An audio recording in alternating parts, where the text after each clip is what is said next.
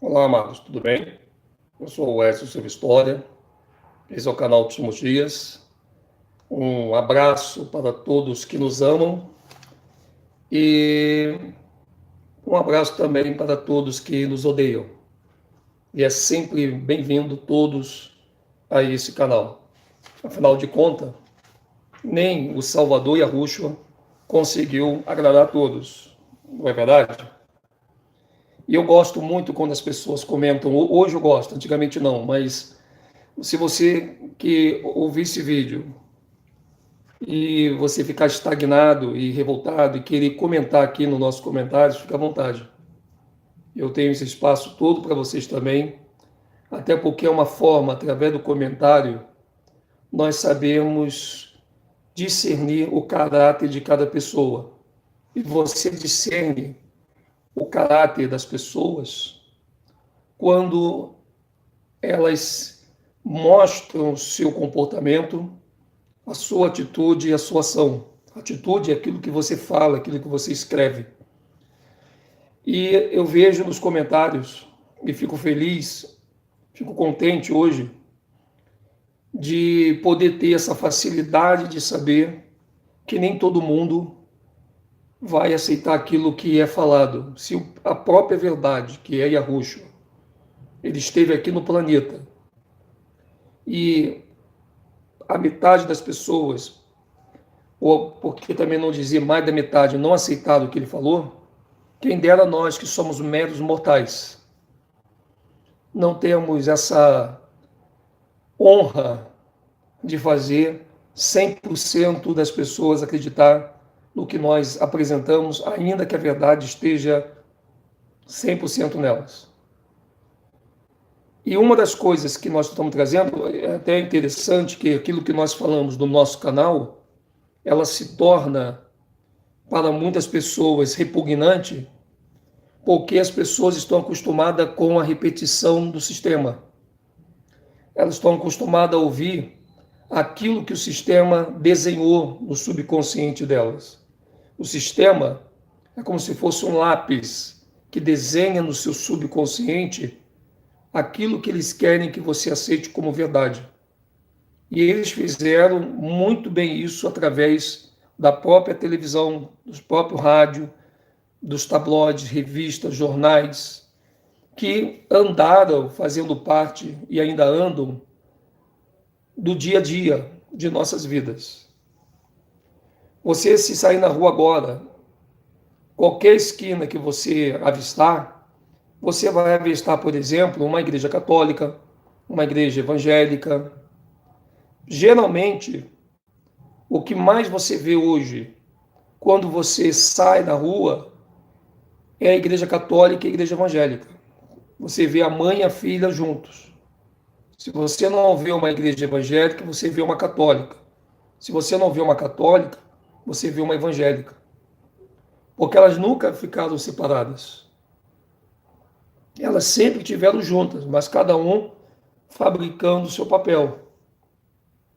Raramente você vê uma mesquita judaica, raramente você vê uma sinagoga judaica, raramente você vê uma mesquita islâmica, muçulmana, raramente você vê um centro espírita, raramente você vê um templo maçônico. Porque tudo isso que você não vê já está dentro do cristianismo. Porque o cristianismo, ele é o mesmo judaísmo, o mesmo islamismo, a mesma ordem maçônica, só que cada uma tem o seu papel de acordo com a roupa que elas vestem. Se, por exemplo, um membro de uma sociedade secreta, ele domina um cristianismo, e outro membro da sociedade secreta, um grão-mestre, só para você ter uma ideia, o sistema cristão que você acha que vem do alto, toda a linha de sistema do cristianismo, ainda que as igrejas sejam diferentes, doutrinas diferentes, mas a linha do cristianismo, ela é dirigida e redigida por um grão-mestre. E esse grão-mestre também é chamado de Deus. Porque, aliás, eles ensinam que vocês devem procurar o Deus que existe dentro de vocês. É isso que eles ensinam na maçonaria. O maçom tem essa dicotomia de que o próprio Deus está dentro dele. Ele tem que buscar esse Deus. Isso é aprendido em vários graus acima dos graus determinantes na fase inicial de quando eles estão ali fazendo seus rituais. Uma notícia muito pesada que o canal Últimos Dias quer trazer, e que não é uma boa notícia, é que esse cristianismo que você acha que você vive nele, esse cristianismo que você está vivendo hoje, ele é um cristianismo que já existe desde Adão e Eva. Você já está com raiva de mim? Já quer dar o dislike? Já quer comentar aqui embaixo? Fique à vontade.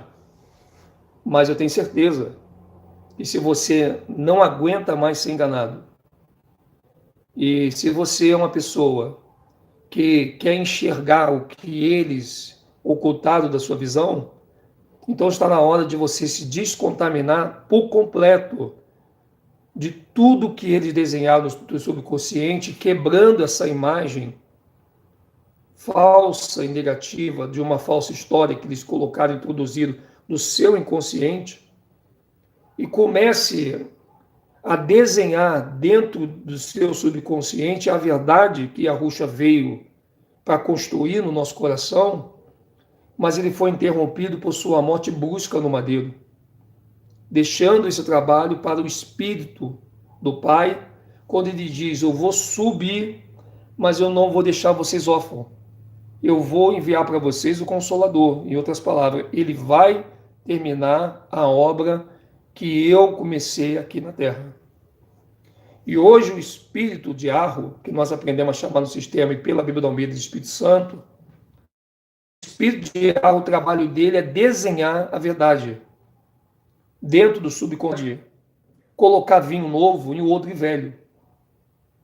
Se esse odre que o sistema cristão, judaico, islâmico construiu dentro de você, ele for velho, irmão Edson, me dá um exemplo disso. Você era do cristianismo, você era da igreja evangélica, você era um católico, você era um judeu, você era um muçulmano, e de repente você abandonou o sistema.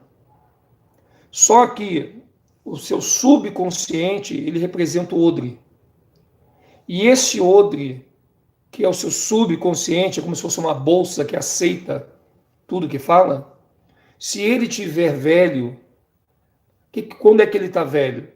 Quando ele não consegue, de tanto desenhar mentira, é como se ele não tivesse mais lápis ou caneta para desenhar o que é verdadeiro. E fica muito difícil da pessoa que sai do sistema bombardeada pelas informações que foram desenhadas no subconsciente dela, depois que ela sai do sistema, ela conseguir desenhar uma verdade. Por exemplo, ela desenhou tanto tempo dentro do subconsciente, dentro do odre, que era novo quando ela entrou no sistema, que o Salvador era Jesus. Ela desenhou esse Jesus a vida toda. E às vezes até desde criança, pelos próprios familiares falando, ela foi desenhando esse Jesus. Quer ver, a criança já é preparada desde quando nasce com um falso Deus. E ela depois, quando vai ficando mais com idade, nutre essa vontade de buscar esse Deus que ela acha que é o verdadeiro, que ela aprendeu e foi conduzida desde criança. Quando você sai do sistema, que você se descontamina do sistema e vai ler a Escritura, e vai buscar os fatos, você percebe que esse Jesus foi uma invenção que eles desenharam no seu coração para esconder o verdadeiro Salvador. Inclusive, na própria Escritura diz que nos últimos dias nós saberíamos seu nome. E nós estamos nos últimos dias. E nós estamos sabendo qual é o seu nome. O problema é o odre que está velho, a ponto de ele não conseguir desenhar esse Yahushua dentro do subconsciente, por causa das marcas, da destruição, do estrago que foi feito pelo Jesus do sistema desses senhores do mundo. Eles construíram isso. Então, o que nós estamos fazendo? Qual é o trabalho do canal Últimos Dias? Não é debater, não é fazer um trabalho de guru, de mestre, é somente anunciar, e quem quiser respostas, com certeza, nós temos aí todos os livros. Eu não tenho tempo nem para dar resposta para todo mundo. Eu estou com o meu WhatsApp lotado, eu estou com o Facebook lotado, o Instagram lotado, e agradeço, Augusto, por isso. Mas a grande sacada é que quem quer resposta, leia, vai atrás da informação, faz como nós estamos fazendo. Hoje eu estou aqui porque um dia eu fui atrás da verdade. Hoje eu estou aqui porque um dia eu fui nas faculdades, mesmo eu não tendo faculdade na época, mas eu tinha só o primeiro grau completo, mas eu fui atrás das informações naquela época. Hoje eu posso dizer para vocês que até eu me formei numa faculdade, porque no primeiro grau eu fui atrás. Então nós temos que ir atrás. Eu já tenho meu trabalho, não consigo fazer mais do que isso. E perguntas para as pessoas. Eu não consigo ser Jesus, eu não consigo ser Yahushua, eu não consigo ser pastor. Eu sou apenas um anunciador das verdades e um compartilhador das pesquisas. Agora, todos nós somos iguais, podemos ir atrás da verdade. A deixa já está aí no vídeo. Vocês hoje têm um Google, tem o Google acadêmico, hoje vocês têm as faculdades, hoje vocês têm os livros, vocês podem pegar livro como esse aqui, ó. Vocês podem ler esse livro, podem ler o Book to Babilônia, mas tem que gostar de ler, tem que gostar de pesquisar, tem que gostar de entrar em museu, tem que gostar de entrar em bibliotecas, tem que gostar de andar, buscar, entrar ali, entrar no computador da biblioteca, buscar o que vocês querem, porque a sabedoria e a oportunidade, Yahushua deu para todos. Yahushua deu para todos. Todos nós temos o mesmo grau de buscar essas verdades.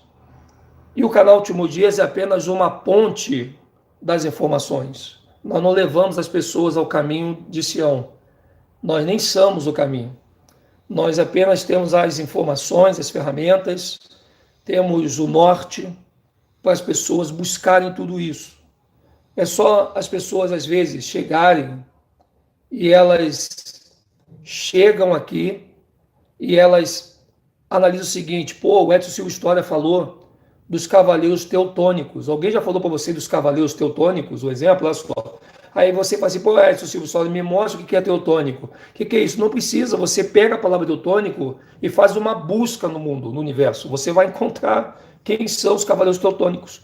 Os cavaleiros teutônicos são os que você aprendeu a chamar de nazista. Os cavaleiros teutônicos são aqueles que o sistema os nomeou de nazista, que são os alemães. Que a Polônia envia Hitler para destruir os alemães, não digo alemães fisicamente, mas destruir o ensinamento deles, porque, na verdade, a ordem teutônica ela foi uma nomeação dos que eram da ordem de Cristo, que eram os franceses e ingleses. Eles também nomearam os alemães como uma ordem, que, na verdade, os alemães não tinham ordem nenhuma teutônica. Na verdade, eles nomearam os alemães como uma ordem teutônica inimigo deles, porque os alemães pregavam um salvador diferente do cristianismo, diferente do judaísmo, diferente do islamismo e de outros ismos. E esses alemães sabiam e conheciam o verdadeiro salvador que eu e você conhecemos. Tanto é verdade que na época da Primeira Guerra Mundial, mais da metade da Alemanha era um povo preto, daqueles que eram remanescente do livro de Romanos, capítulo 11, que você poderá estar lendo, você vai entender mais um pouco sobre isso. Então, isso é interessante. E, gente, a gente não pode, não dá para a gente... A Bíblia fala o seguinte: o cristianismo, ele nasce da árvore de Adão e Eva. Quando Adão e Eva come daquela árvore do conhecimento do bem e do mal, o Deus Terron, ele faz uma das coisas mais abissais que já se pudesse ser feito na face de toda a humanidade. O que acontece? Acontece o seguinte: o cristianismo, ele é o sistema de Terron, sistema da morte. O cristianismo representa a própria morte, o próprio sistema de terror. Quando você olha para uma igreja católica ou evangélica, parece que existe uma luz lá dentro, não é verdade? A primeira coisa que você imagina quando você olha para uma igreja evangélica, você pensa assim, olha, se eu entrar numa igreja cristã ou numa católica, eu vou me purificar, eu vou ficar mais puro. Aí as coisas vão começar a dar certo para mim. Não é assim que a gente passa a trabalhar o nosso pensamento? Se eu entrar naquela igreja evangélica ali, as pessoas vão me respeitar mais.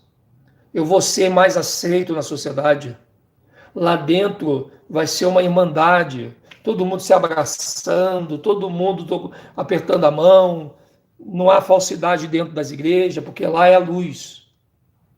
Aí quando você entra numa dessas igrejas evangélicas ou católicas, na primeira mão você acha que é tudo aquilo, porque no início, tudo que você pensou que ela era, é o que Terron vai fazer as pessoas te apresentar. As pessoas vão te amar, vão escrever teu nome no livro, vão orar por você, vão te tratar com carinho, porque elas não te conhecem ainda, e você vai para a tua casa dizendo, poxa, realmente aquilo que eu pensava que era a igreja era mesmo.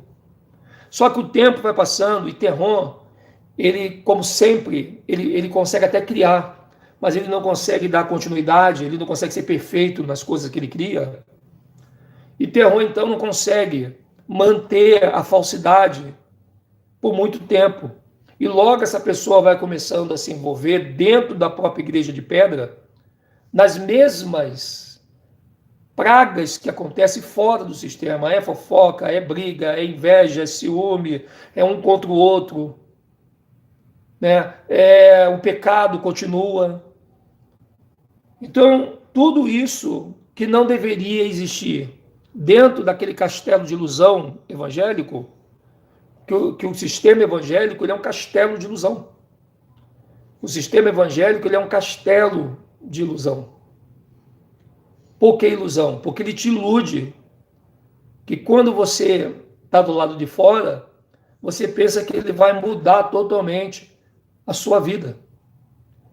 Por isso que quando você entra, você se ilude. E tem pessoas que até hoje estão iludidas, mas empurrando com a barriga. Tem muitas pessoas que já deveriam estar fora do sistema há muito tempo, mas elas está desenhado no subconsciente dela que a salvação para Sião, para o reino dos céus, tem que passar pelo tempo de pedra. Que se você estiver fora do tempo de pedra, que eles chamam de igreja, você perdeu a tua salvação. O demônio vai entrar em você 7 vezes pior. Você vai andar pecando. Se você fumar, você vai fumar mais. Se você beber, tu vai beber mais. Se você pecar, tu vai pecar mais. Essa é a ideia que eles dão. Eu já estou 14 anos fora do sistema. 14 anos fora do sistema. E você veja, qual foi o momento que eu apresentei para vocês um péssimo testemunho. Claro, a gente tem que ter cuidado com aqueles que trabalham para te ridicularizar. Como eles fazem com alguns médicos na Rede Globo, quando a Rede Globo, que trabalha a serviço dos judeus da ONU, eles querem ridicularizar uma pessoa importante, uma pessoa pública, que traiu eles, que estão sendo rebeldes a eles. Quantos médicos que, por exemplo, eles quiseram falar a verdade sobre os remédios que se compram na farmácia? Quantos médicos quiseram falar a verdade de muitos alimentos que a gente não come e que se a gente estivesse comendo esses alimentos não teríamos nenhuma doença? E que eles ridicularizaram esses médicos, dizendo que eles estruparam, que eles fizeram, aconteceram. Aí esse médico vai preso, aí bota a cara dele na televisão e ele não tem nem direito de falar. Tu quer desconfiar de alguém que eles estão acusando? É quando eles colocam a cara do médico na televisão, mas não botam o microfone na boca dele para se defender perante a televisão, a mesma que você está vendo, que está acusando ele do que ele supostamente fez. E esse cristianismo agrega tudo isso. Tudo isso está embutido dentro do cristianismo. O problema das pessoas é que elas pensam que o sistema do cristianismo ele só se redunda na religião. O cristianismo não é um fato religioso apenas. A religião é apenas um braço de manobra para poder fazer o gado ser direcionado para aquele braço religioso, que eles chamam de pessoas do movimento empírico. O que são pessoas do movimento empírico? Pessoas do movimento empírico são pessoas que eles têm como ignorante, que não teve estudo, que não tem um desenvolvimento intelectual segundo os modelos da sociedade deles.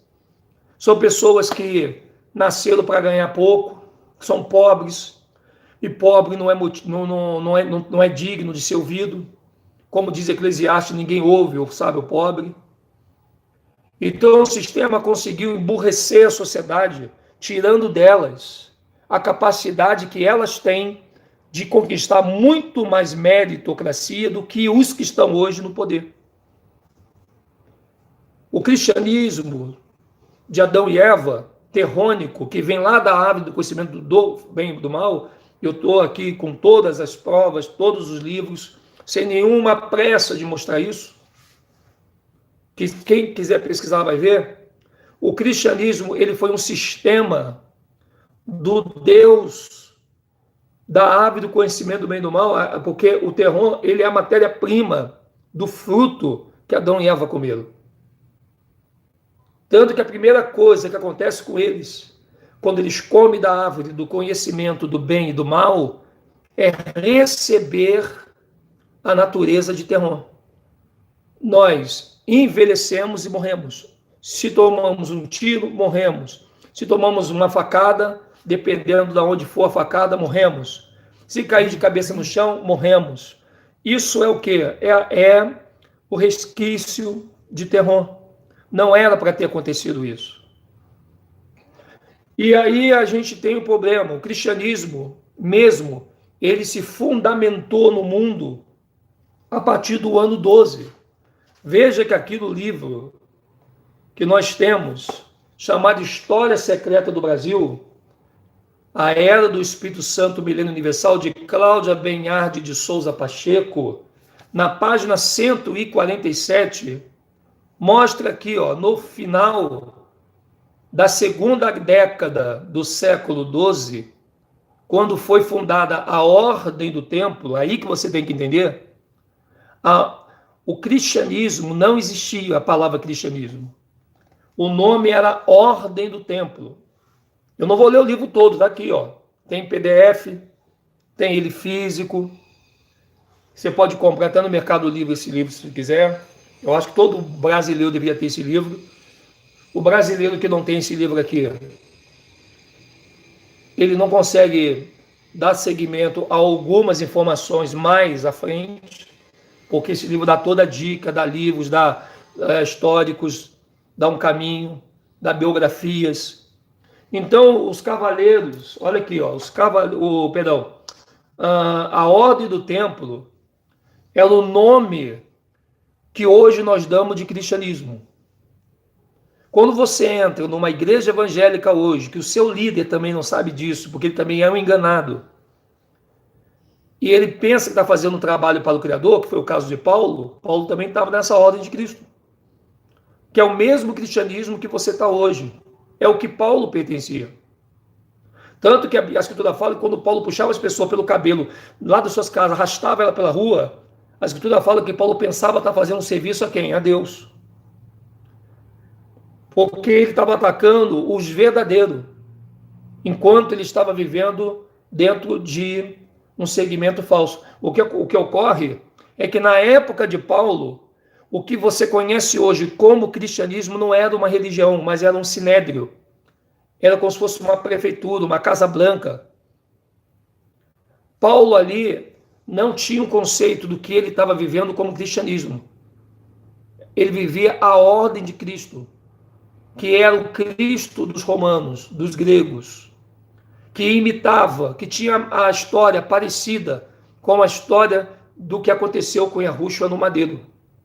Você pode ver que isso é tão verdade que o Terron tanto não queria que Yahushua morresse, porque Terron sabia que ele... Qual era a vontade de Terron? Matar todos os povos humanos.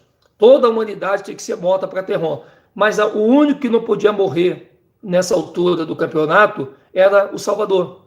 Porque Terron assistiu quando Yahushua disse para Adão e Eva, ó, eu viria 5.500 anos e morrerei por vocês, e vocês voltarão a entrar de novo no paraíso. Pensa bem como ia ficar a cara de Terron. Diante dos anjos caídos, diante de Lúcifer, diante de miríades de arcontes que se rebelaram contra o Criador. Então, quem é que o Terron usa? Aí você fala assim, pô, mas Pôncio Pilato foi muito bonzinho. Pôncio Pilato foi bonzinho porque ele lavou as mãos, ele fez de tudo para que Yahushua não fosse morto, mas na verdade, se você pega a Bíblia do Almeida, você vai achar que Pôncio Pilato realmente foi bonzinho, mas não foi bonzinho. Pôncio Pilato foi um instrumento e estava ali na mão de Terron. E a ideia de Terron é usar Pôncio Pilatos como humano, porque Yahushua também estava como humano, para que Pôncio Pilatos convencesse as autoridades judaicas de não matar o Salvador, pelo menos dar um castigo para ele, e que ele viesse a morrer de morte natural. Só que o plano da humanidade não era que Yahushua morresse de plano natural, porque se Yahushua morresse de plano natural, nós não estaríamos hoje salvos. Ele não tinha que morrer de morte natural, ele tinha que ser morto. E o que o Terron estava tentando forçar o Pôncio Pilatos? Ó, faça de tudo para que ele não morra agora, nesse ano que faz 5.500. Agora, se Yahushua também fosse morto, ele teria que ser morto depois de 5.500 anos. Por exemplo, você vai entender.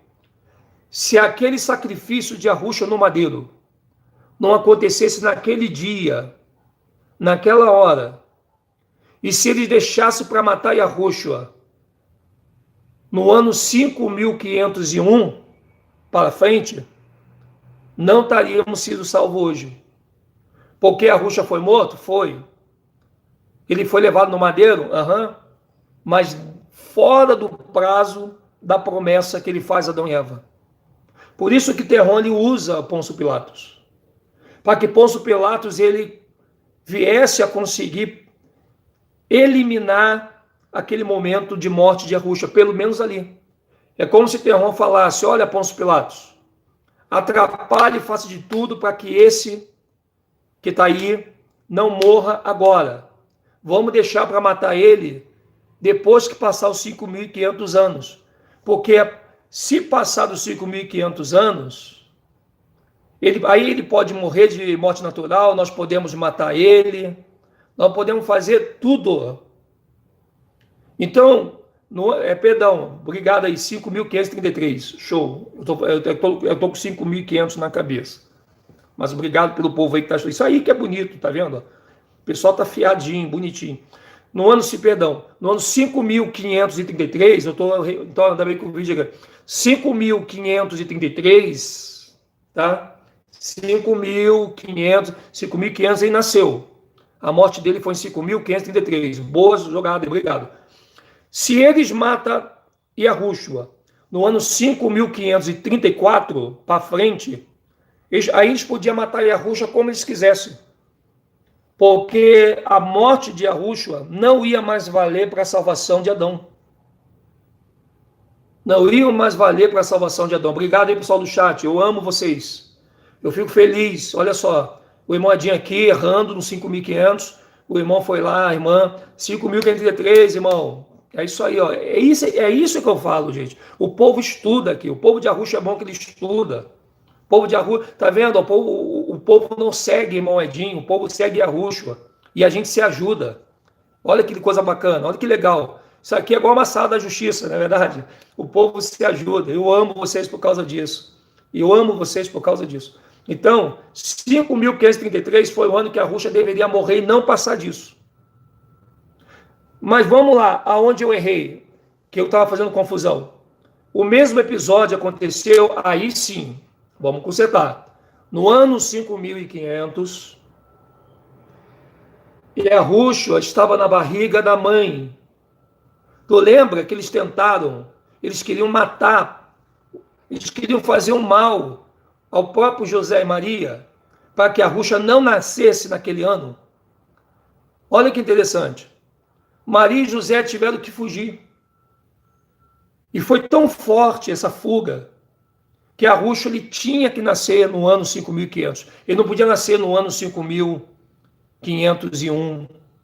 Ele tinha que nascer no ano 5500. É aqui que eu estava confundindo, tá, pessoal? Que os dois falam. Então, Terron tentou a primeira investida através do rei, né? Ele tentou a primeira investida, né? Naquele momento ali, através daquela fuga que eles fizeram para o Egito. Se José e Maria não vão para... Vou usar a palavra da Bíblia, tá? Se Maria e José não tivessem fugido para o Egito, o que ia acontecer? O Salvador não nasceria. Foi outro problema, muito difícil. Aí a Yahushua vence essa. Várias vezes, antes de 5033, tentaram matar Yahushua. Mas a Escritura fala que ainda não era o tempo deles. Então eles não podiam matar Yahushua fora dos 5533. E no dia da morte de Yahushua no madeiro, Yahushua, ele quase não consegue realizar a promessa que ele fez a Adão e Eva. Foi difícil, gente, porque o próprio Pôncio Pilato, que tinha toda a autoridade romana em território israelense, ele não consegue dar uma sentença de morte para o Salvador na primeira mão. Ele diz, eu não vejo nada que esse homem tenha feito de errado. Vamos dar uma coça nele, uma surra, soltamos ele, está tudo certo. Se Pôncio Pilato faz isso, o Salvador realmente, ele não ia morrer naquele momento.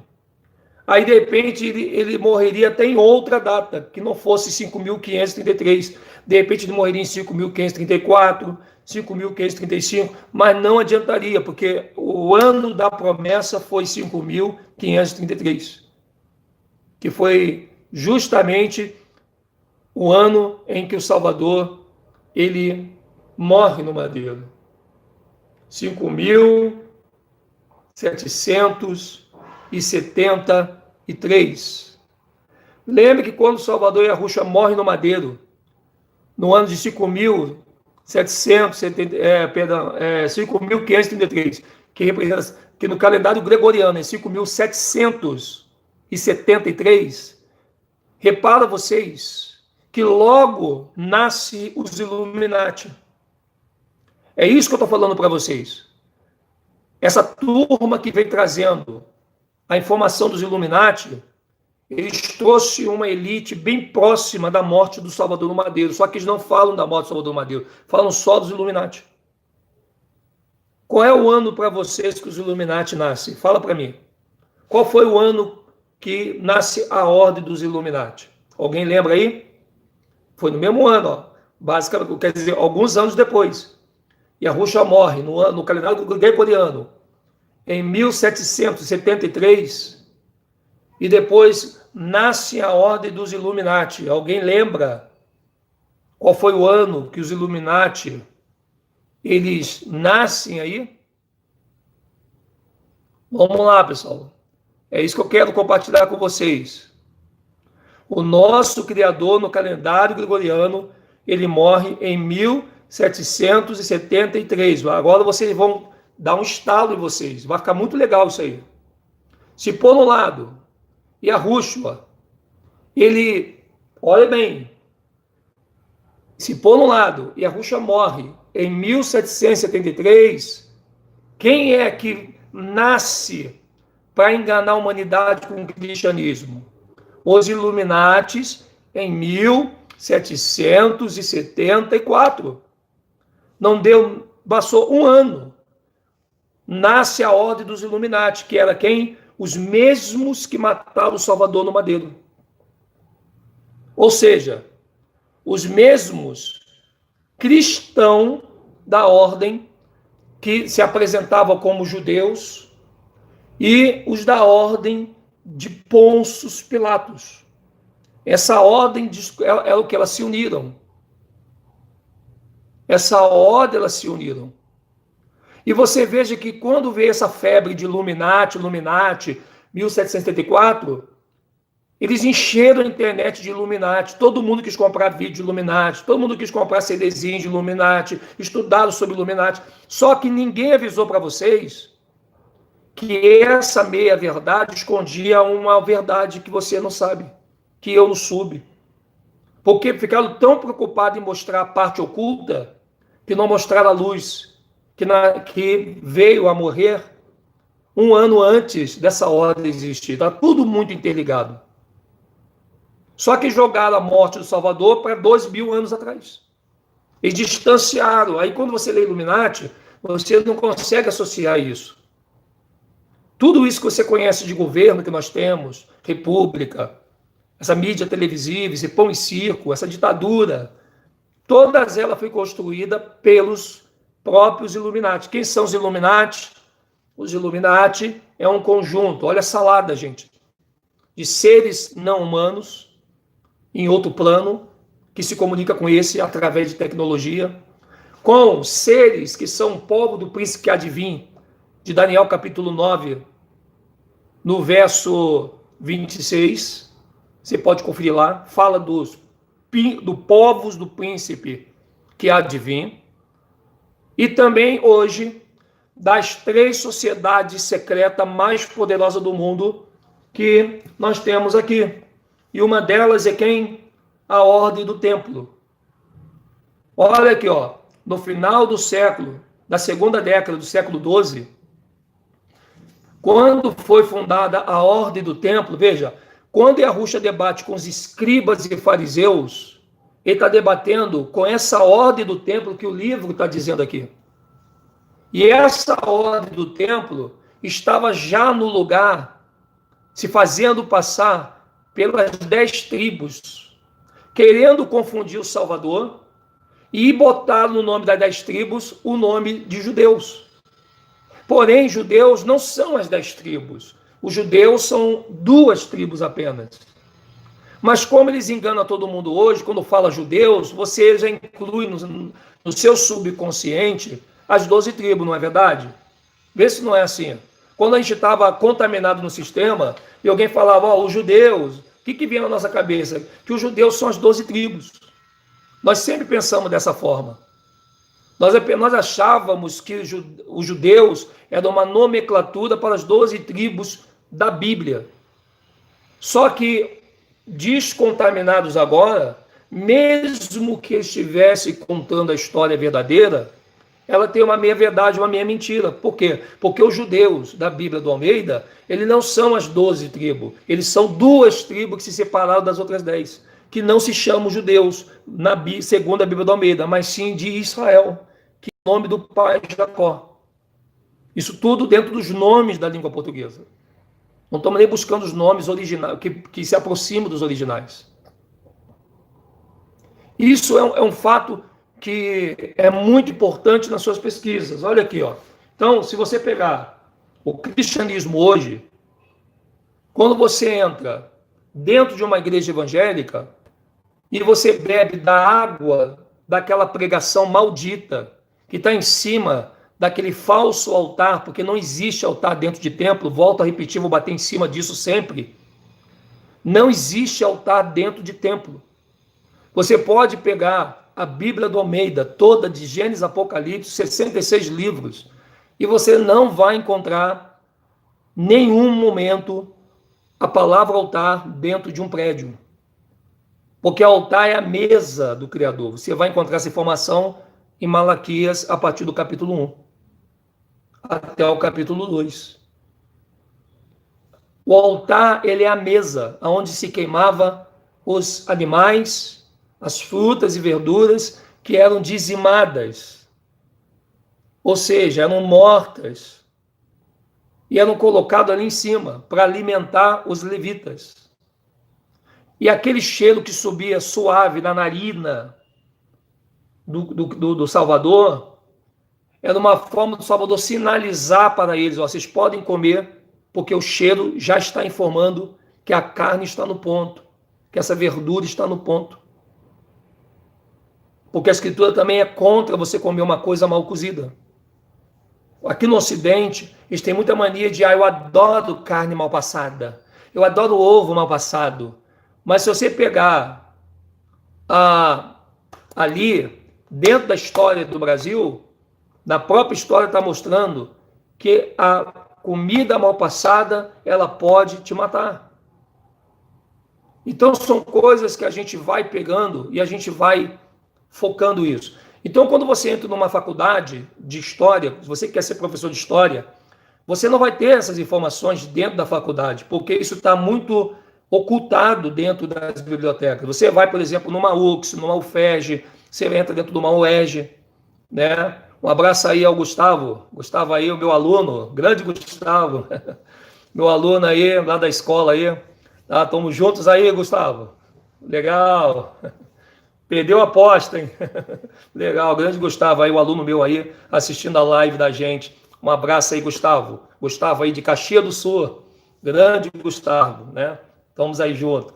Então, nós vamos estar fazendo aqui antes do Rio de Janeiro, vamos estar fazendo, a gente quer marcar antes em Porto Alegre, uma mini palestra em Porto Alegre com algumas pessoas que querem se interessar em estar em Porto Alegre ali, numa sala que nós vamos estar alugando para 30 pessoas ou 40, enfim, ou no máximo 100 pessoas, não sei, porque não tem muita gente em Porto Alegre que ainda está dentro dessas informações, mas a gente vai ali com 5, 10 ou 15 pessoas, a gente vai estar sentado numa mesa conversando sobre esses assuntos, compartilhando esse papiro.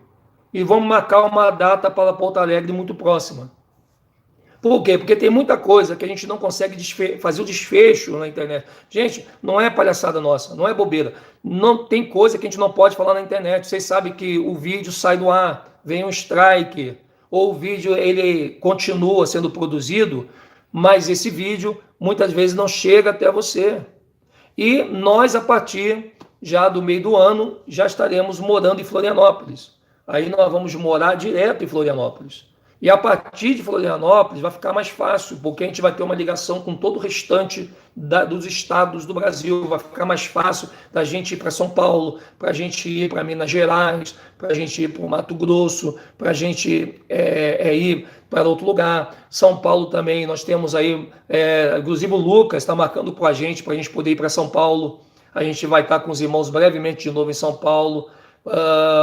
Tudo requer grana, tudo requer dinheiro, infelizmente, irmão. Não dá para dizer, eu vou, não quero ser falso com vocês. Por isso que a ajuda de vocês, nesse depósito que vocês fazem na Caixa Econômica, que é a conta do canal Último Disco, hoje eu não tenho nenhuma vergonha de anunciar, porque eu não tenho mais autoestima, eu tenho autoconfiança, autoestima é para quem não tem arrucho. Nós precisamos muito dessa ajuda de vocês. Que são essas ajudas que vocês colocam ali que vai proporcionar essa possibilidade de a gente fazer muitas viagens. De repente, no final de semana, quer pegar um avião, né? Quer falar, mas o cristianismo, gente, tem coisa do cristianismo que a gente não vai poder revelar em rede social, de boa mesmo. Não é, porque o irmão quer fazer a palestra. Não é. Não dá para falar aqui. E a Ruxa mesmo chegou para o discípulo e falou, com eles eu falo por parábolas. Com vocês eu falo abertamente. Então, veja, por que a Ruxa falava abertamente com os seus discípulos? Porque aqueles ali, eles eram lavados. Porque aqueles ali tinham sede. Porque aqueles ali, eles queriam a verdade. E não dá para você repartir um alimento com quem come um tipo de comida e quem come outro. Não adianta você pegar, por exemplo, uma comida cheia de cebola, tomate, pimentão e botar numa mesa onde a metade não come tomate, cebola e pimentão. Ou você pega essa comida com tomate, cebola e pimentão e coloca numa mesa que todo mundo coma o tomate, cebola e pimentão, ou você coloca esse prato de comida, tá? E não leva para quem não gosta, que ninguém vai comer. Obrigado aí, Gustavo. Vamos ajudar aí, pessoal. É isso aí. Ajuda aí, pessoal. Então, gente, ajuda aí o canal Último Dias. Gente, nós já fomos tão enganados. Eu sei que o medo que vocês têm de ajudar é ser enganados de novo. Isso faz parte do nosso processo, porque isso vem lá da queda do homem. Mas, gente, a gente não pode perder o senso de acreditar em alguém, num trabalho. Se você não acreditar em ninguém, sinceramente, acabou tudo para você. E a Ruxa disse, olha, entre 1000 homens encontrei uma pessoa. Entendeu? Entre 1000 homens encontrei um. Então, se você analisar, nós temos que levar essa verdade para o mundo todo. Tem coisa na palestra que eu vou falar mais abertamente do cristianismo, do judaísmo, da maçonaria. Eu vou poder falar abertamente ali. Eu vou poder falar abertamente ali. Porque não vai ter quem atrapalhe. Porque só vai ter pessoas que querem a verdade. Há uma diferença quando você fala alguma coisa para quem quer a verdade. E há uma diferença quando você fala alguma coisa para quem quer atrapalhar. Então, as pessoas que atrapalham, que querem zoar, fazem fakezinho, para ficar ali, né, tentando atrapalhar o trabalho sério que nós fazemos, você vai acabar não completando a informação, você não vai ter o seu canal muito tempo no ar, porque é assim que funciona na rede social. Então, o cristianismo, onde você vai hoje, essa palavra cristianismo, que tem o ismo no final, ela pertence ao abismo, ao processo abissal de Terron. Ela vem lá da árvore do conhecimento, começa lá em Adão e Eva. Lá em Adão e Eva. Começa lá, gente. Começa lá. Olha o que esse livro diz. A história...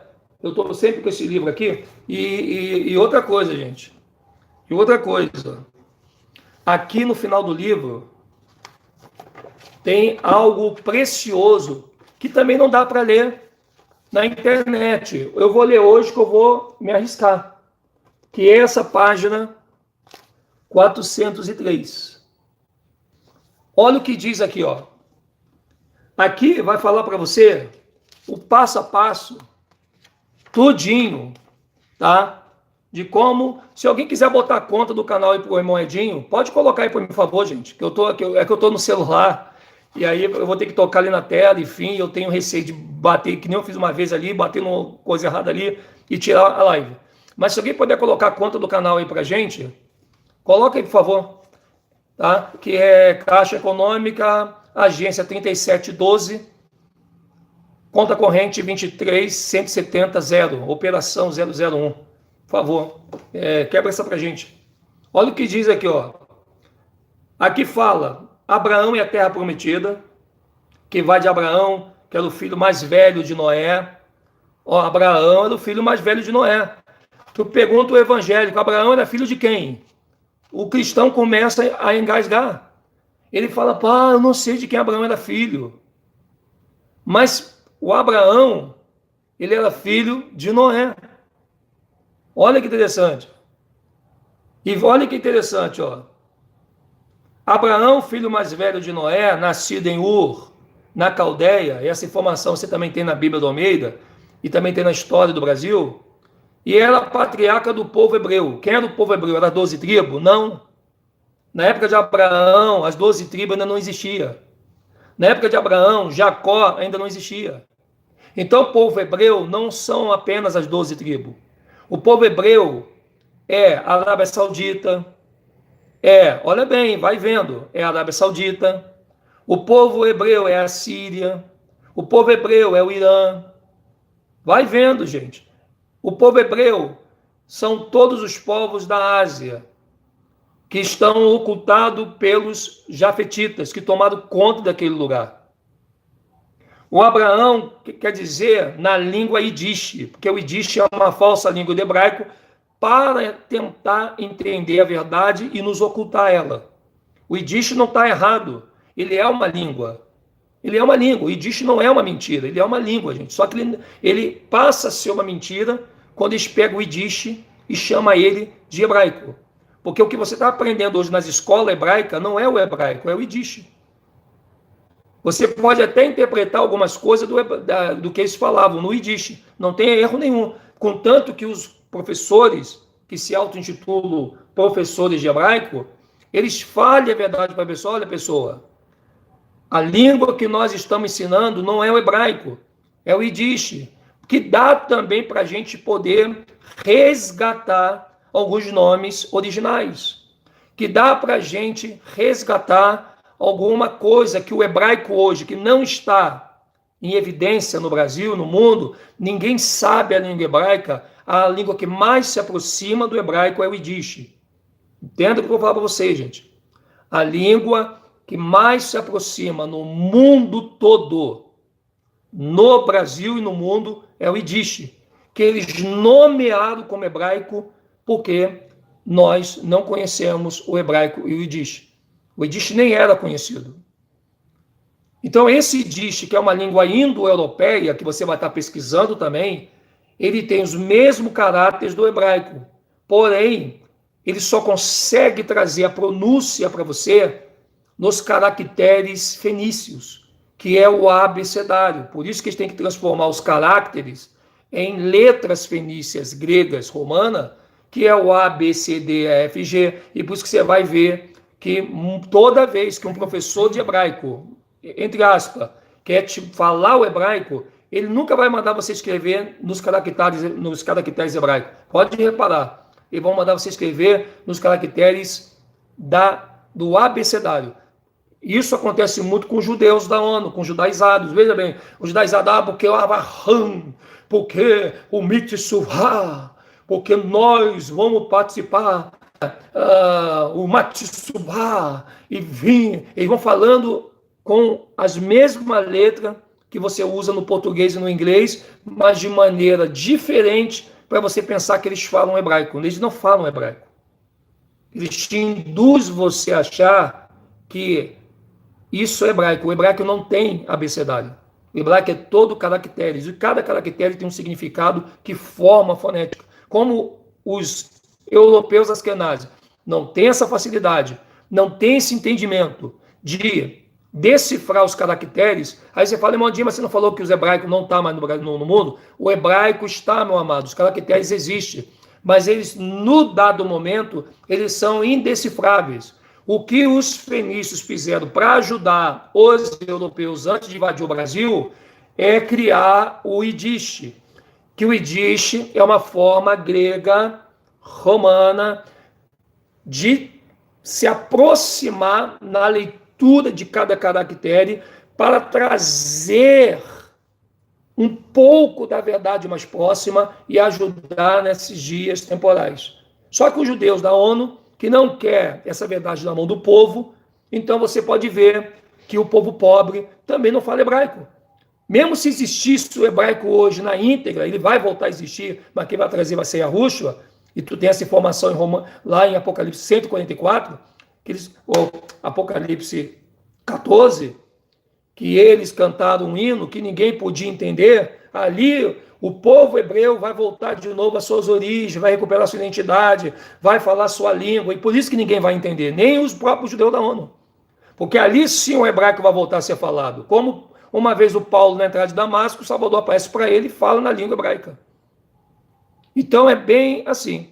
Deixa eu ver aqui. O Anderson Dutra está perguntando, Edinho, você é agnóstico? Não sou agnóstico. Eu sou o Edinho, que pesquiso. Gnóstico é um título. E título é dado aos judeus, os sábios, gnósticos, os inteligentes, os iluminados. Ok? Eu não sou gnóstico, eu não sou nada. Eu sou apenas o Edinho. Eu sou apenas um ser humano que não deixo ser enganado por aqueles, sim, que se acham gnósticos.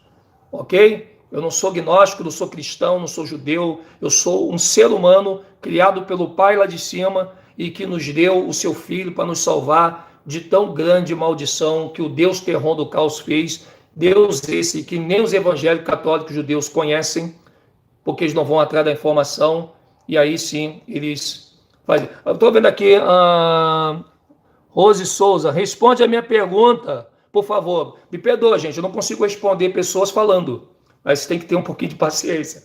Então vai lá, Rose, agora que eu parei de falar então, eu vou responder a tua pergunta. Me faça de novo aí, eu vou aguardar aqui, que agora eu consigo te responder. Aqui a gente não consegue responder falando, né, gente? A gente tem um papiro para passar e a pessoa quer que responda ela. Não tem como. Mas tem que esperar um pouquinho. Então agora eu parei para poder responder a Rose ali. Vamos ver o que ela vai me perguntar. Estou aqui, vou até parar o papiro, ó, só para responder a Rose então, porque eu não consigo fazer duas coisas ao mesmo tempo. Vamos ver lá. Quem foi Paulo para Yahushua? Quem foi Paulo para Yahushua? Paulo para Yahushua foi um homem que seguia, acabei de falar isso no início do vídeo, hein?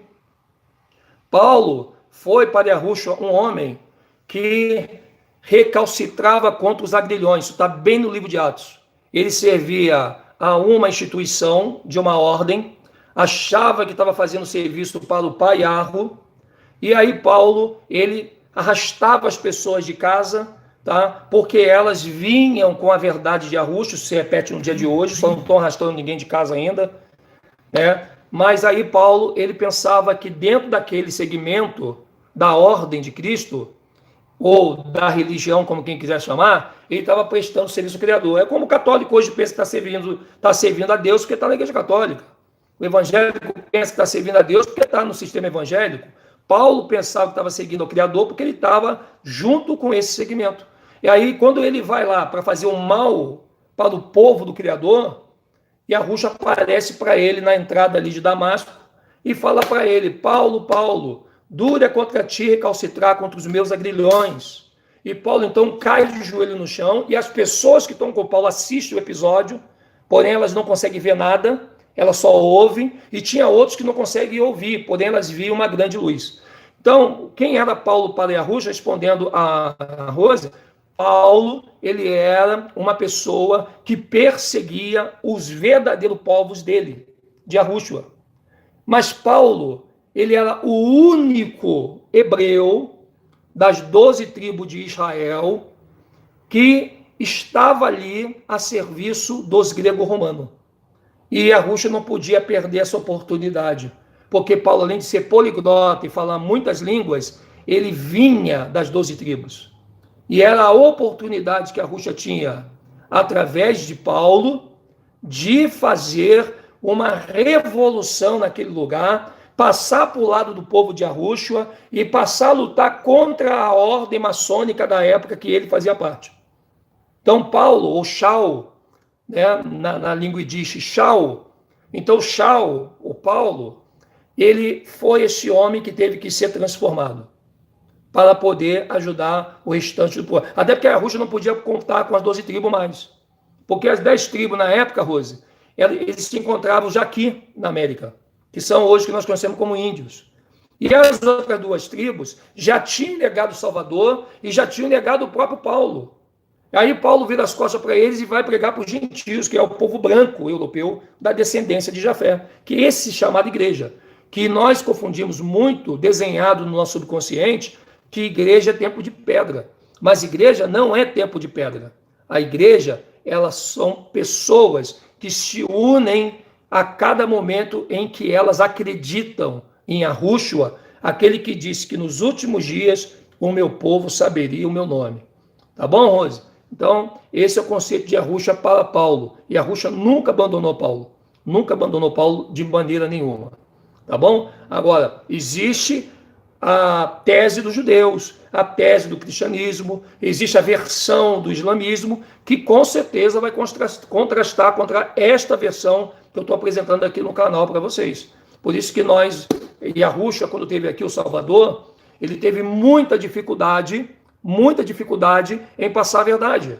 Se ele que passou a verdade foi jogado no madeira, imagine nós que não somos ele. Não é verdade? Eu espero que o Rose, que eu tenha te respondido, e estou aqui pronto para poder também te atender uma outra pergunta. Se você talvez, isso não me convenceu muito, entendeu? Fica à vontade, eu vou estar aqui de olho no chat, tá? E pararei em qualquer momento. Mas desculpe muitas vezes quando não responder alguém, irmão, porque eu estou passando papiro. Aí você está pensando no papiro e você não pode, não dá para fazer. É a mesma coisa que você querer ler 2 livros. Você pega um livro aqui, ó, aí está lendo aqui, há cerca de 12 mil anos, aí eu pego outro. Vamos lá, vou fazer uma brincadeira aqui, ó. Peguei a dádiva dos judeus e peguei a história secreta do Brasil. Aí eu vou começar a ler 2 livros. Aí vou lá, cerca de 2.500 anos, a chave para esse quebra-cabeça aterrador, o destino da nova terra ligou, veja, vai confundir tudo. Entendeu? Eu não consigo mesmo. Mas eu prometo a vocês que nós vamos fazer uma live só de pergunta. Eu prometo. Irmão Edinho, tu é o sabe tudo para responder. Eu já vi gente falar assim, ó, irmão Edinho, você é o saberia responder. Mas tudo que foi me dado, eu sou obrigado a saber. Coloca sempre isso no teu coração. Você vai numa empresa, Você vai trabalhar numa empresa, você não sabe tudo de todos os setores que existe na empresa. Mas tudo que a empresa dá na sua mão, você tem que saber. Não é verdade? Então, é assim. Se você me perguntar sobre anatomia, eu vou dizer, pô, cara, não tô preparado para te falar da anatomia. Eu conheço anatomia, sei algumas bases da anatomia, mas se você quiser submergir no conhecimento da anatomia, eu vou me perder. Não é verdade? É a mesma coisa que eu querer bater de frente com o Lai Ribeiro, numa mesa. Lai Ribeiro falando ali da saúde, e eu ali dizendo, não, Lai Ribeiro, ó, mas acontece que é assim, ó, a glutamina, tal, o aspartame. Eu não vou conseguir falar na destreza que o Lai Ribeiro fala dentro da saúde, porque eu conheço coisa da saúde, mas eu não consigo me submergir nas águas do conhecimento da saúde, como o Lai Ribeiro, ele nada muito bem ali, porque ele viveu, ele não só sabe, ele viveu, ele meteu a mão, ele fez operações, ele tratou de gente, ele foi no físico, ele viu as coisas acontecer, então ele pode falar o que ele sabe do que ele viu. Então é bem interessante. Então, uma vez a pessoa fala assim, pô, mas quem é tu para poder responder a todas as perguntas? Eu não estou garantindo que eu vou responder todas as perguntas. Eu posso responder todas as perguntas que eu vivo, que eu pesquiso. Essa eu sou obrigado a saber para te responder. Mas aquilo que eu não me submeto, aquilo que eu não conheço muito, eu vou querer compartilhamento com outras pessoas. Gente, ajuda aí, vamos recorrer aos universitários, porque essa pergunta, para mim, já está acima da minha capacidade de resposta. Então, a gente tem que ter, muitas vezes, essa humildade. Mas, gente, você saber o que você sabe não é nem uma questão de meritocracia, é uma questão de não fazer mais do que sua obrigação. Se alguma coisa for... olha bem, se você está na polícia militar, você é um policial, você é obrigado a saber todas as armas que o bandido usa no morro? Não, você não é obrigado a saber todas as armas que o bandido usa no morro. Mas as armas que existem dentro da brigada militar, você tem que saber. Tu tem que saber como opera as armas, pelo menos que você tem dentro da polícia. Agora, você é obrigado a saber uma arma que o bandido usa. Até porque de onde elas vêm, não existe no Brasil. Não é verdade? É muito importante essa visão. Você tem que ter essa visão. Aquilo que lhe foi dado, você tem que saber. E não é pouco. Você tem que saber muito. Muito. Tu é dentista, você não é obrigado a saber como se opera o coração, mas tu é obrigado a saber como se opera uma gengiva que está inflamada com tumor ou com dente encravado. Você é obrigado. Você é obrigado, na tua área de dentista, você é obrigado a saber tudo. Ok? Mesma coisa. Você é professor de português, tu não é obrigado a saber matemática, tudo da matemática. Mas na língua portuguesa, você tem que saber tudo. O Edson Silva História, o canal Últimos Dias, os que estão conosco, nós não somos obrigados a saber como é formado o grão de areia. Mas nós somos obrigados a saber de tudo que nós tratamos de história do Brasil, de religiosidade, na verdade, que nós sabemos dos céus, lá debaixo do submundo subterrâneo, do plano abissal, do plano astral, do plano etéreo, porque nós estudamos isso, nós vivemos isso, nós temos experiência com isso, nós conversamos com pessoas que viveu isso, nós estamos 24 horas lidando com isso. Então nós temos que saber na íntegra o que nós falamos. Se vier um espírita e der a versão dele sobre o plano astral, nós vamos mostrar para ele o que é o plano astral fora da versão que ele aprendeu na religião. Nós temos bagagem para isso, mas não temos bagagem para outras coisas. Então, aquilo que você... Veja bem, quando você ganha um celular, olha que coisa interessante. Já reparou quando você compra um celular, desses celulares aí que são novos agora, Samsung, como é que é? Samsung, o meu é o Samsung, o 7 lá, o J7, vamos lá. Você pegou o celular, você fica assim olhando para ele, pô, como é que eu vou mexer nisso aqui? É muito louco isso aqui, não é verdade? Só que o celular é teu, meu amigo. Já pensou toda vez que você mexe no teu celular, amor, como é que faz isso? Amor, como é que se envia uma mensagem no WhatsApp? Amor, como é que se bota no YouTube? Amor, como é que se limpa? Amor, como é que... Cara, tu vai viver sempre dependendo das pessoas. O celular é teu. Tu não é obrigado a saber como funciona o celular do teu marido, como funciona o celular do teu filho, como funciona o celular do teu colega, mas o teu celular tem que saber tudo. Tu tem que saber tudo do teu celular, cara. Que pelo menos aquilo que foi lhe dado, você não pode ter dependência alheia. Tem que saber tudo, tudo, tudo, tudo. Mexer, futucar, fuçar. Tu tem que saber cada operação, cada ícone. Tu tem que saber tudo. Entendeu?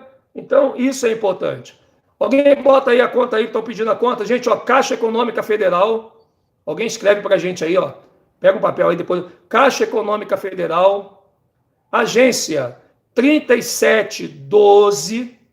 Agência 3712, conta corrente, tá? 23.170.0, 23.170.0, operação 001. Tá bom, pessoal? Ajuda a gente no canal aí, tá? E vamos para cima. A gente tem que se unir no campo da batalha. O campo virtual é para busca de conhecimento. Gente, eu aprendi uma coisa muito grande. Aqui na internet, nós nos preparamos. Nós estamos nos preparando. Né? Quando você discute com alguém na internet, você está se preparando com uma pessoa que você não vê, que você não toca. Você se prepara, quando você discute, quando você compartilha, quando você conversa, não é verdade? Então, isso é muito importante. Então, quando você se relaciona com uma pessoa no virtual, você está se preparando para quando você for para o campo físico, você está pronto. Você não pode se preparar no campo físico, se prepara aqui. Aí no campo físico, você vai lá, e você, então, consegue fazer isso. Então, veja, pessoal, é muito importante essa ajuda aí. Obrigado aí, deixa eu ver quem colocou ali, Kleber Leite. Obrigado aí, Kleber Leite. Essa ajuda para o canal aí, tá aí o Kleber Leite colocou aí, então, a conta do canal Últimos Dias. Ai, Moedinho, mas aí as pessoas vão dizer que você tá igual os pastores, ó, não tô nem aí, porque vão pensar da gente, tecla D, dane-se, tem que ser assim. Não estamos nem aí. A verdade não pode esperar a gente se recompor emocionalmente do que as pessoas falam. Nós temos que aprender a parar ó, gente, isso é sério, hein? Muitas vezes as pessoas falam as coisas de nós, ela entra aqui, ó, e cai aqui. Ela entra aqui e cai aqui. Nós temos que aprender que palavras negativas a gente ouve, entra aqui e tem que sair por aqui sem passar por aqui. Isso aqui tem que ser guardado. Por isso que a Ruxa disse, de todas as coisas que vocês têm que guardar, guarda o seu coração. Por quê? Porque tudo que você ouvir não vai cair aqui, está guardado. Então vai cair aqui de negativo e esse negativo vai passar direto. Só guarda no teu coração, só abre o teu coração. O coração é o retrato da alma, para guardar coisas boas, para guardar coisas que te levam no pique, que te deixa forte.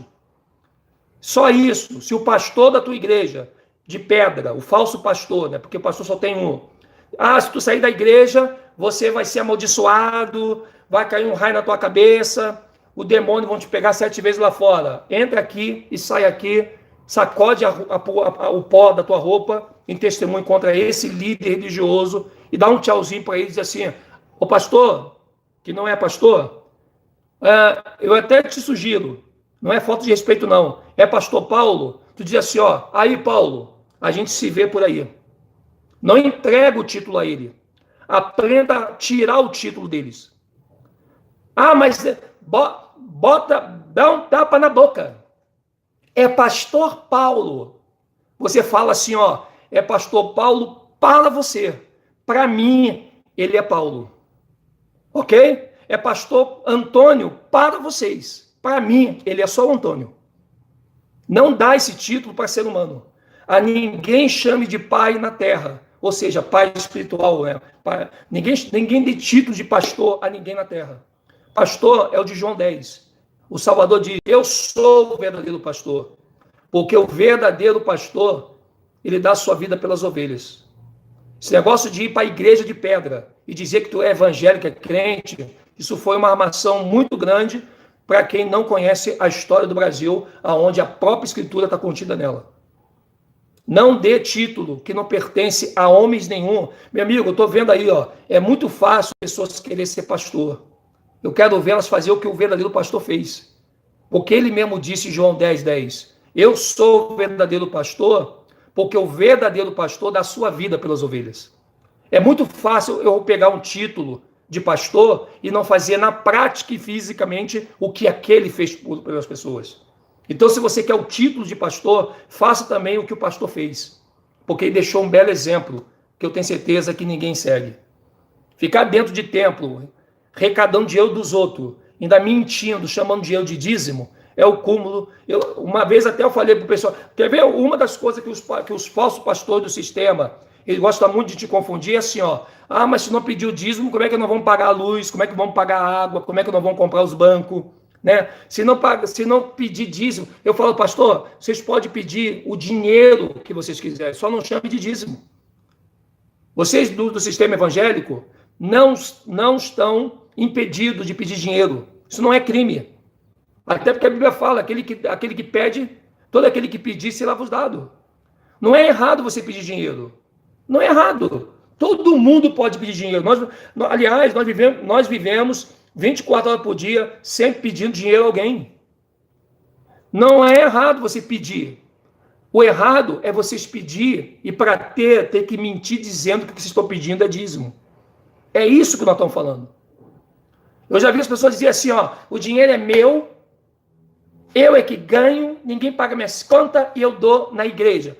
Cara, tu pode dar o teu dinheiro a hora que você quiser. Tu pode pegar todo o teu salário e dar dentro de um templo religioso. O dinheiro realmente é seu. Agora, o erro teu é chamar o que você quer dar de dízimo. É isso que nós batemos aqui. Não é o teu dinheiro em si. O teu dinheiro tu faz o que tu quiser com ele. Agora, o que você não pode é dizer e mentir para as pessoas que dinheiro é dízimo e ter a cara dura de falar isso com a Bíblia no colo dos membros que não abrem nenhum momento para poder buscar e questionar se aquilo que elas estão dando é dinheiro mesmo. O engraçado é que as pessoas que pegam o dinheiro, colocam no envelope, chamam de dízimo, elas só chamam de dízimo que está escrito no envelope.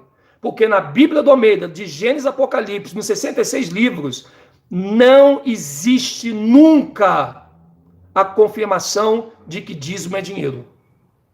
Você pode dar seu dinheiro para o governo, pode dar seu dinheiro para o pobre, pode dar seu dinheiro para o mendigo, pode dar seu dinheiro para tua mãe, para teu pai, para teus irmãos, para teu colega, para teus amigos. Legal, o dinheiro é teu. Mas você não pode mentir. Porque já em você dizer que dízimo é dinheiro, já tem a maldição da mentira. Por isso que as pessoas falam, pô, eu tenho 10 anos que eu dou dízimo, a minha vida não muda. Claro que você está vivendo na mentira.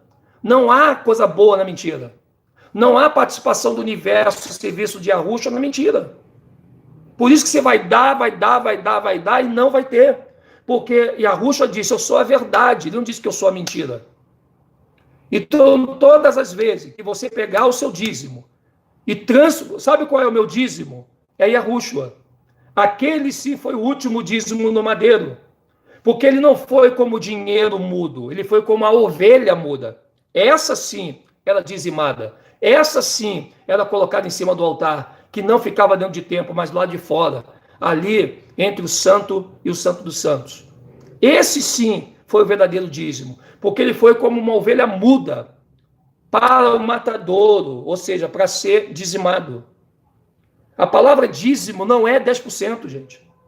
A palavra dízimo não é 10%. A palavra dízimo é morte. E isso é usado até hoje dentro das próprias prisões, dos próprios presídios. Pergunta lá uma pessoa, o que você está presa? Eu estou presa porque eu dizimei minha família toda. Eu estou presa porque eu dizimei meus colegas lá no bar. Aquela pessoa dizimou toda uma família. Veja, dizimar não é 10%. Ela não tem duplo sentido. Nem a economia. Tu entra no banco, meu amigo, se dízimo fosse 10%, o banco está ali usando essa palavra. As instituições. Cara, hoje eu dou aula de administração e contabilidade. Eu tenho alunos Tem até um aluno meu que está assistindo aí hoje a live. Obrigado, o aluno daí do Armandinho. Eu dou aula de contabilidade e dou aula de administração. Eu não vejo nem Taylor e Fayol, que foram os maiores dois pais da administração, falar para você, nem na era antiga da administração, que dízimo é dinheiro. E que existe dízimo dentro das grades curriculares, das grades de ensino de faculdade, curso técnico de administração, contabilidade. Até porque contabilidade é uma parte da administração. Talvez só desassocia para poder fazer ali aquela linha de a pessoa traçar uma área no profissional de qualificação. Mas veja, não existe na contabilidade a palavra dízimo se integrando dentro da matéria para poder formar uma ideia de que ela está dentro de percentual. A palavra dízimo não quer dizer 10%. Isso foi uma invenção religiosa. Isso já partiu da ordem de Cristo. Esse dízimo era dado antes, muito antes mesmo, de você saber que existia a história do Brasil. Quando lá o Império Europeu, através de Carlos V, na época de João Calvino e de Martinho Lutero, lá já se pediu o dízimo. Lá se pediu dízimo. Eles fizeram do dízimo o 10% de toda a carga tributária que existia naquela época. Eles transformaram isso, mas eles não conseguiram, porque quando Taylor e Fayol se apresenta no mercado mundial, na época da Revolução Industrial, que você já conhece, Taylor e Fayol disse, estão malucos. Aonde posso encaixar dízimo dentro da cultura administrativa, da área da administração? Eles não incluíram. Você pode pegar todos os livros de Taylor e Fayol, que são os pais da administração, que, aliás, a primeira profissão a ser regularizada no planeta foi a contabilidade. E desde lá, da contabilidade, que nós não temos nenhum histórico da palavra dízimo rastreando até os dias de hoje, dentro das questões bancárias, dentro das bolsas de valores, na própria Wall Street, no próprio PIB do Brasil, nada se alimenta com essa palavra dízimo. Ela não tem efeito de porcentagem. O efeito dela é de morte, é assassinato. Dizimar é matar. Quando Adão e Eva comem do fruto do conhecimento do bem e do mal, e eles são expulsos do paraíso, o primeiro dízimo. Pergunta para a pessoa qual foi o primeiro dízimo no planeta.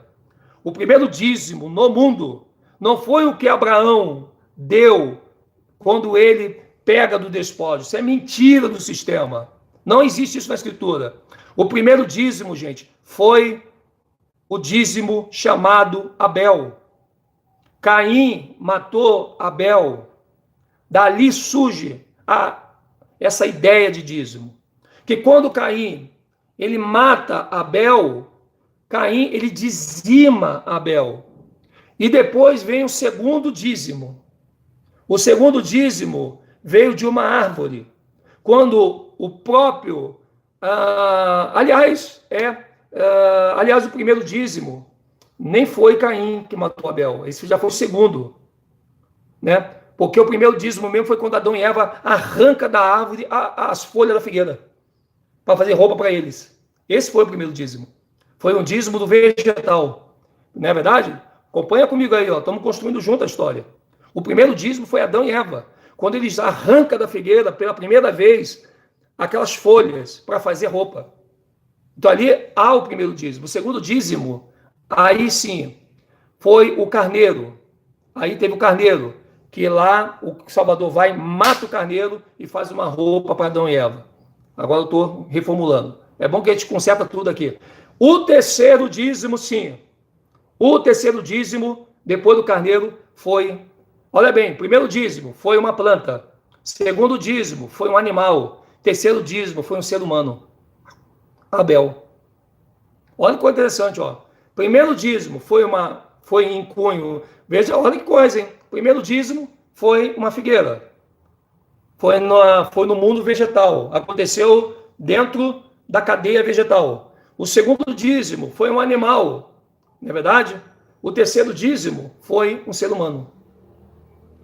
Tudo começou lá em Adão e Eva. Tudo começou lá atrás.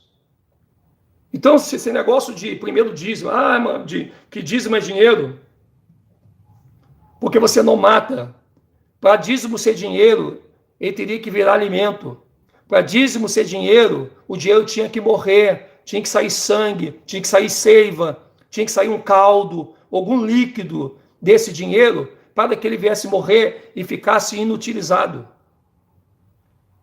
Dízimo não é dinheiro. Agora, quer transformar dízimo em dinheiro para livrar a barra de vocês, pastores do sistema? Eu dou uma dica para vocês. Se vocês quiserem diminuir o juízo de vocês, a penalidade de vocês podem transformar dinheiro em dízimo, sim. É só vocês matar o dinheiro, tirar a inutilidade dele, que é rasgar. Rasga o dinheiro todo, vai lá e pica ele, rasga. Pronto. Agora sim vocês podem convencer alguém que aquilo é dinheiro. Porque o dízimo, ele tem uma inutilidade, tá? De continuidade. Você não pode dar continuidade ao dízimo. Se o dinheiro é dízimo, então na hora que botarem na sacola de vocês, rasgue eles todo, mata. Né? Aí você dá um pedacinho para cada membro. O que eles vão fazer com aquele dinheiro? Vão jogar fora. Porque está morto. Você não sabe, nem para colar vai dar. Aí se vocês começarem a rasgar o dinheiro na minha frente, aí eu vou bater a palma para vocês. Aí sim, pega toda aquela oferta que vocês pegaram do mês, que vocês, em vez de botar no banco, rasga ele, mata o dinheiro, rasga, pega a faca, corta. Aí Edinho está aqui, ó. Agora sim. Agora sim. Agora vocês conseguem dar vida ao que vocês chamam de dízimo. Vocês conseguem dar uma imagem que aquilo ali é dízimo. Porque vocês foram lá e tiraram a utilidade do dinheiro. Você vai pegar um pedacinho de dinheiro, não vale nada. Vocês conseguem fazer isso? Aí vocês vão limpar a culpa de vocês. Porque dízimo, e existe uma diferença para terminar a live aqui. Eu já vou terminar, gente, tá bom? Fica tranquilo. Existe uma diferença de dízimo e oferta. Qual é a diferença do dízimo e oferta? Os dois têm que ser mortos. Tanto os dois, um ou outro tem que ser morto.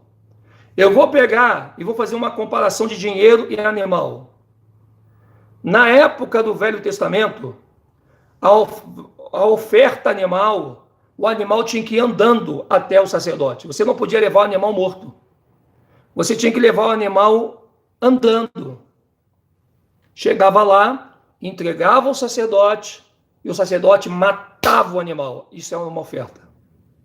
Dízimo era o contrário. Você não podia levar o animal andando para o sacerdote matar. Você já tinha que matar o animal e já levar ele morto. E carregar ele. Por isso que a Bíblia fala, se o seu dízimo for pesado demais, que você não possa levar.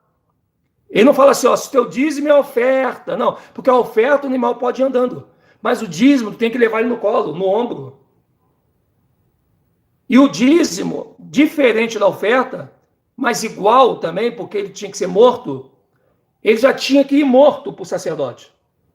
A oferta não podia ir morta, ela tinha que ir viva. Então, essa é a diferença da oferta do dízimo no Velho Testamento.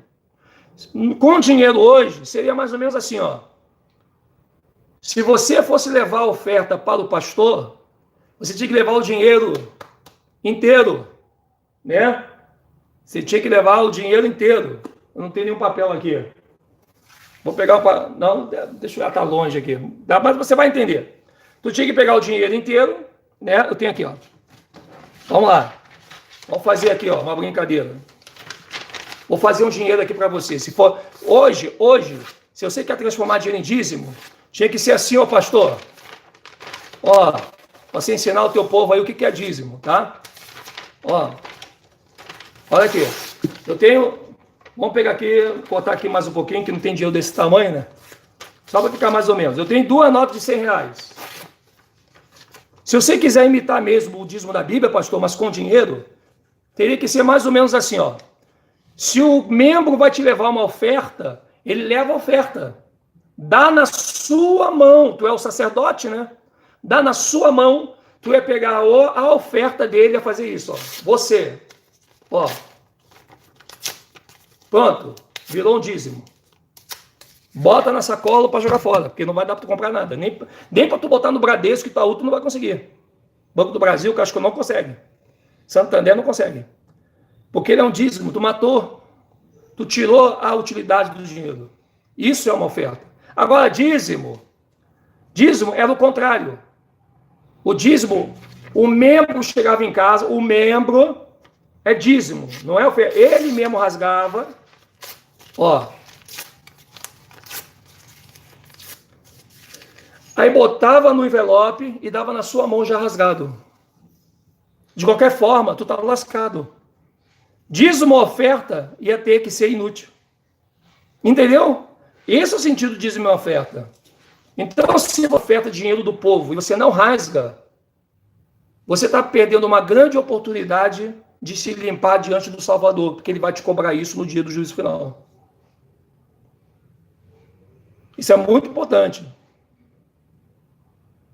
Se você quer realmente entender o que é dízimo, é o animal que já ia morto para o sacerdote. Oferta, o animal ia andando para o sacerdote matar. Se hoje isso tivesse mudado para dinheiro, tu tinha que pegar o dízimo, dinheiro, já levando ele rasgado e dar na mão do seu pastor.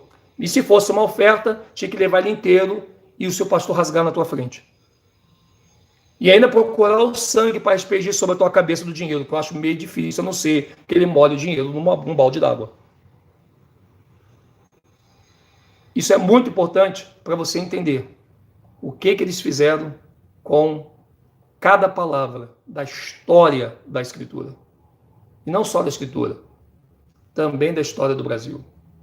O cristianismo é uma herança de terror da árvore do conhecimento do bem e do mal.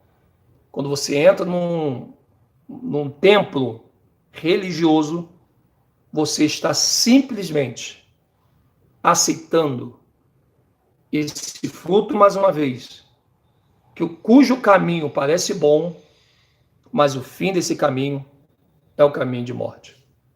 Um abraço a todos vocês que estão aí no chat, todos vocês que acompanharam essa live aqui, uma live simples, né? Botei tranquilo, uma live caseira, mas com entendimento profundo daquilo que a Rússia quer que nós não venhamos mais a ter cego nesse sistema. Se você continua dando dízimo e oferta, me desculpa, eu nem sei se o próprio Salvador vai poder te ajudar no dia do juízo. Que a Rússia te carregue na palma de suas mãos. Até a próxima live. Valeu, gente.